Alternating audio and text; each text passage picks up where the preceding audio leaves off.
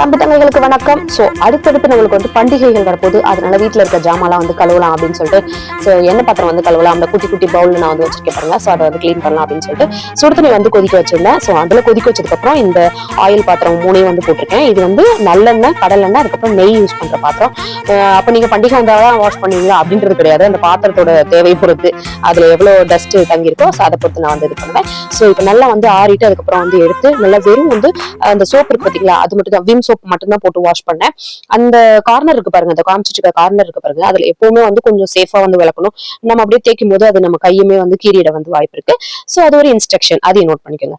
So soap போட்டு நான் வந்து வாஷ் பண்ணிட்டேன். இந்த 2 பிரஷ் வச்சு தான் யூஸ் பண்ணி வாஷ் நல்லா பண்ணிட்டேன். இப்போ வாஷ் பண்ணதுக்கு அப்புறம் காஞ்சிருச்சு, அதுல எந்த தண்ணியுமே இல்லாம ரெடி ஆயிடுச்சு. இப்போ நம்ம எண்ணெய், அதுக்கப்புறம் வந்து நெய் இதெல்லாம் வந்து நம்ம ஊத்தி வச்சுக்கலாம். ஸோ எண்ணெய், நெய், அதுக்கப்புறம் வந்து 2 ஆயில், நல்லெண்ணெய், இதுல வந்து நல்லெண்ணெய், அப்புறம் நெய், அதுக்கப்புறம் வந்து இதுவும் பாருங்க நல்லெண்ணெய் மாதிரியே உங்களுக்கு தெரியும், பட் வந்து நல்லெண்ணெய் கிடையாது, ரைஸ் பிராண்ட் ஆயில்.